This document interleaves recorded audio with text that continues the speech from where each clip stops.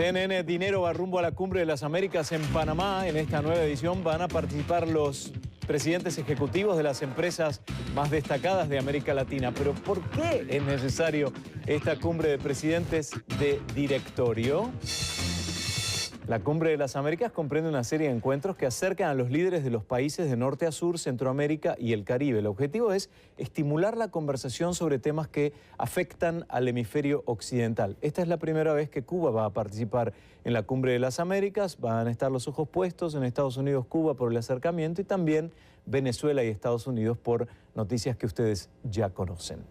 Pero también en esta nueva edición estarán los presidentes ejecutivos, los CEOs de las empresas más destacadas de América Latina. ¿Por qué? Vamos a recibir a Andrés Gluski para hablar sobre el tema y preguntarle, primero, buenas noches, Andrés, gracias por acompañarnos. ¿Por qué CEOs? Muy buenas noches, Guillermo. Yo creo que es muy importante que el sector público y el sector privado en toda América estén dialogando. Es muy importante porque el sector público tiene que fijar las políticas realmente y fijar el marco en el cual pueden invertir las empresas privadas. Hay grandes necesidades de infraestructura, por ejemplo, en todo el continente. Y el sector privado tiene los recursos y tiene el know-how para hacer realidad esos planes.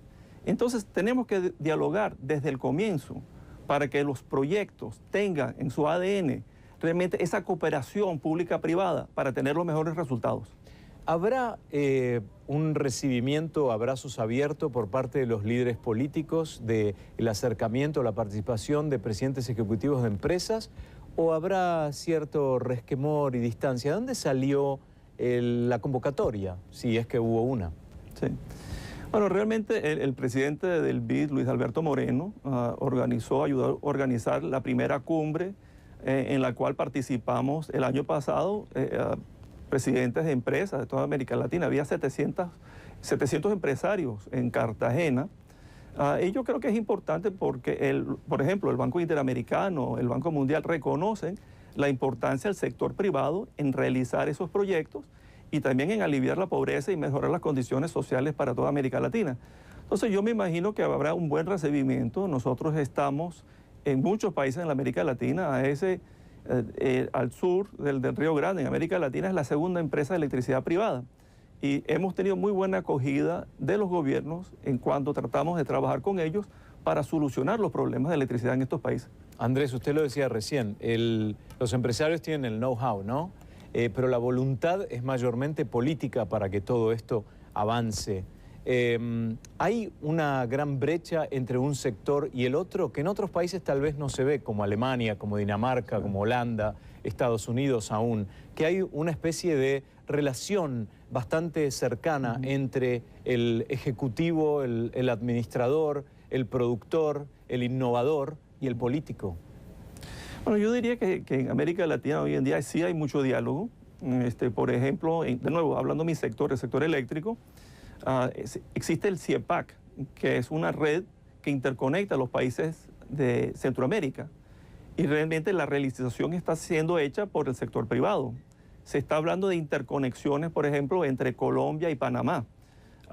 También sería un proyecto del sector privado. Nosotros hemos hecho la interconexión primero Argentina-Chile, ahorita estamos a punto de revertirlo y poder exportar energía de Chile a Argentina, y después de Argentina a Brasil, que tiene requerimientos en estos momentos.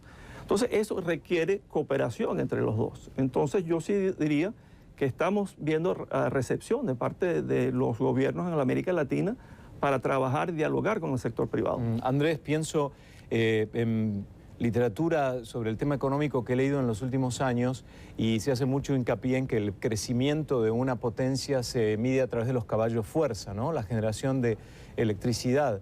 Muchos de los países de Latinoamérica, en cuanto a la venta de la electricidad al consumidor común, está subvencionada. Entonces hay una relación medio con unas líneas poco definidas entre los políticos, los que dirigen un país y aquellos que facturan electricidad a estos países. Y hay una gran crisis energética en muchos países líderes de América Latina.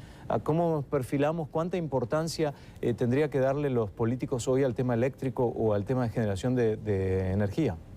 Bueno, ahorita una buena parte de América Latina está sufriendo los efectos de una gran sequía. Es el tercer año de sequía que hemos tenido y probablemente la peor sequía en 70 años en su conjunto. Ahora, electricidad es algo que toma tiempo para desarrollar los proyectos. O sea, toma por lo menos 5 años entre concebir una idea y realmente ejecutar un proyecto y poder estar produciendo electricidad. Por lo tanto, hay que tener políticas estables, que tienen que ser hasta políticas, yo diría, de Estado, que pasan de un gobierno al próximo gobierno en ese país.